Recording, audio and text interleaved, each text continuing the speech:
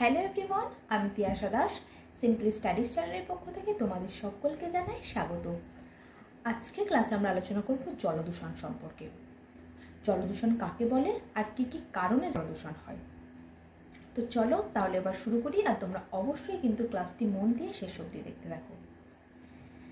দেখো, জলদূষণ কাকে বলে? জলদূষণ হচ্ছে যে বিভিন্ন জৈবিক ও রাসায়নিক বর্জ্য পদার্থ, উদ্ভিদ ও প্রাণী দেহ থেকে সৃষ্ট বিভিন্ন জৈব অজৈব পদার্থ কি করে যে জলের সাথে মিশে জলকে ব্যবহারে অনুপযোগী করে তোলে, যার ফলে কি হয়, যার ফলে জলের গুণমান নষ্ট হয়, আর একেই বলা হয় জলদূষণ।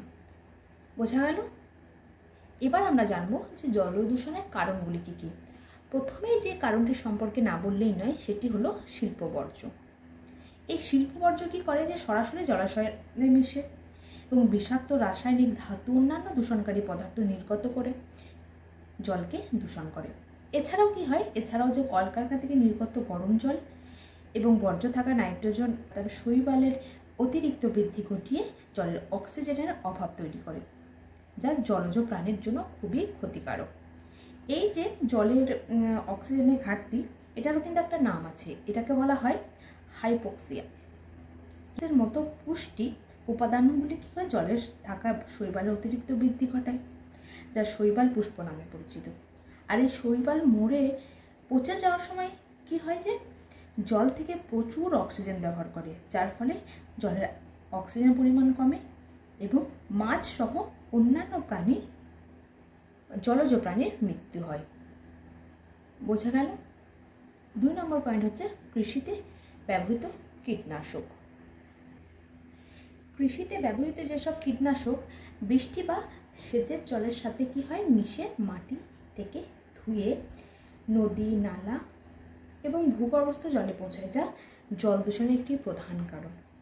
দেখো, যখন কীটনাশক জমিতে স্প্রে করা হয় তখন কিন্তু বৃষ্টির জল বা সেচের মাধ্যমে অতিরিক্ত কীটনাশক মাটির কণা থেকে ধুয়ে কাছাকাছি থাকা জলাশয় যেমন পুকুর, নদী নালা, হ্রদে কিন্তু প্রবেশ করে। আর এই রাসায়নিকগুলো সরাসরি জলজ বাস্তুতন্ত্রে প্রবেশ করে কি হয় যে পানীয় জলকে বিষাক্ত করে এবং মানুষ ও অন্যান্য প্রাণীর স্বাস্থ্যের জন্য কিন্তু ঝুঁকি তৈরি করে। বোঝা গেল? 3 নম্বর কারণ হচ্ছে বন উজাড়। দেখো, গাছপালা মাটিকে কিন্তু ধরে রাখে এবং শিকড়ের মাধ্যমে মাটি স্থিতিশীল রাখে। আর বন উজাড় হলে কি হবে, মাটি আলগা হয়ে যায় এবং বৃষ্টি জলের সহজেই ক্ষয়প্রাপ্ত হয়। এর ফলে কি হবে, ফলে পলি ও দূষক পদার্থ যেমন সার, কীটনাশক জলাশয়ে মিশে জল দূষিত করে। এছাড়াও কি হয় যে গাছের অভাবে জলচক্র ব্যাহত হয়, তারপর বাষ্পীয় ভবন কমে যায়, ফলে বৃষ্টিপাতের পরিমাণ হ্রাস পায় ও খরা দেখা দেয়। আর বন উজাড়ের ফলে মাটিতে ক্ষতিকারক ব্যাকটেরিয়ারও জন্ম হয় এবং জলজ বাস্তুতন্ত্রের ক্ষতি হয়, যা পানীয় জলের সরবরাহকে প্রভাবিত করে।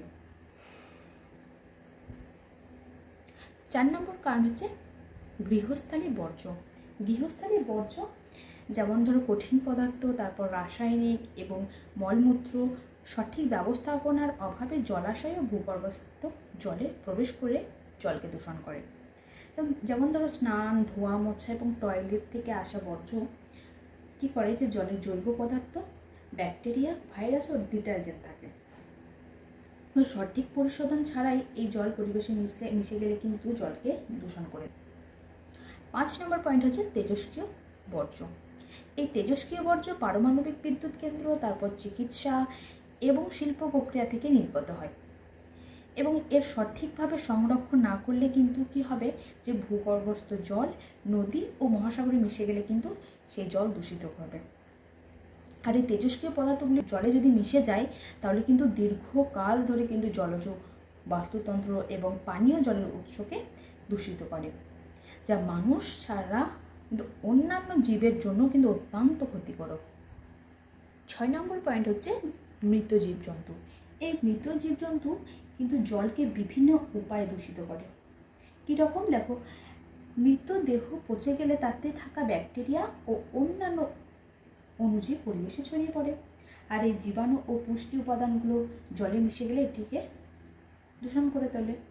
আবার কি হয় যে মৃতদেহ পচনের সময় কি হয় যে ব্যাকটেরিয়াগুলো জল থেকে অক্সিজেন গ্রহণ করে, ফলে কি হয়, ফলে জলের অক্সিজেনের পরিমাণ কমে যায়, যা মাছ ও অন্যান্য জলজ প্রাণীর বেঁচে থাকার জন্য কিন্তু খুবই অপরিহার্য।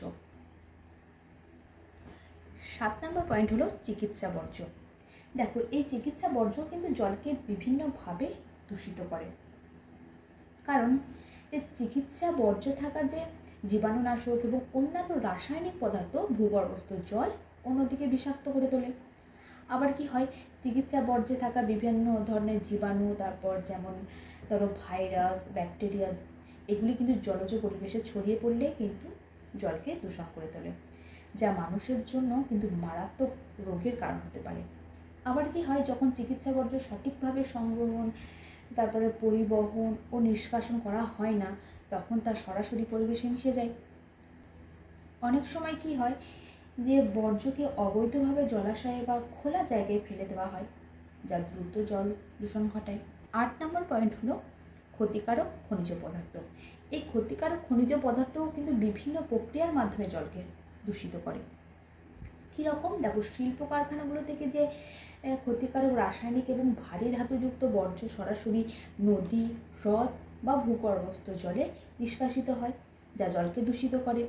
আবার কি হয়, যখন কীটনাশক, সার এবং অন্যান্য রাসায়নিক পদার্থ যা কৃষিক্ষেত্রে ব্যবহৃত হয়, তা আবার বৃষ্টি বা সেচের জলের সাথে মিশে ভূগর্ভস্থ জলস্তর বা নদ নদীতে প্রবেশ করলে তা জলের মান নষ্ট করে। আবার কিছু কিছু অঞ্চলে ভূগর্ভস্থ জলপ্রবাহের মধ্যে থাকা যে খনিজ পদার্থগুলি প্রাকৃতিক জলে মিশে দূষণ ঘটাতে পারে। 9 নম্বর পয়েন্ট হচ্ছে পাইপলাইন লিকেজ।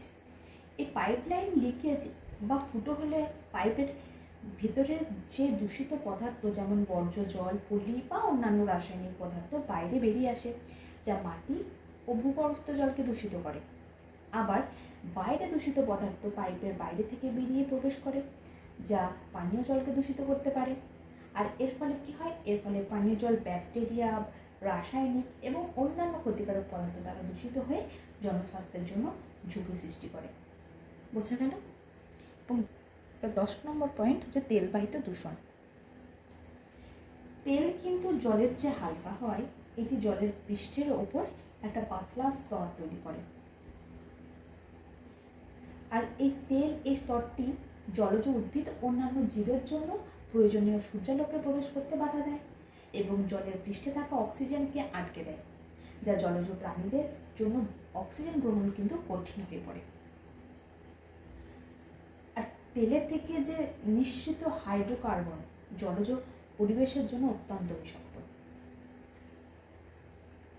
এই তেলে মিশে যাওয়া জল তার স্বাভাবিক গুণমান হারায়, যা জলজ জীবনকে সরাসরি প্রভাবিত করে। আর এই তেল ছড়িয়ে পড়লে তা মাছ, পাখি এবং অন্যান্য জলজ প্রাণীর শরীরে বিষক্রিয়ার সৃষ্টি করে এবং তাদের মৃত্যু ঘটায়। আর দূষিত জল পান করা বা ব্যবহার করার মাধ্যমে মানুষের শরীরের বিষাক্ত হাইড্রোকার্বন প্রবেশ করে, যা বিভিন্ন রোগ সৃষ্টি করতে পারে। বোঝা গেল? তাহলে আজকের ক্লাসে আমরা জলদূষণ কাকে বলে আর কী কী কারণে জলদূষণ হয় সে সম্পর্কে জানলাম। তো আজকের ক্লাস এইটুকুই। ক্লাসটি ভালো লাগলে অবশ্যই একটা লাইক করো, কমেন্ট করো, সবার সাথে শেয়ার করো, আর এই চ্যানেলের প্রথম হয়ে থাকলে চ্যানেলটি সাবস্ক্রাইব করে পাশে থেকো।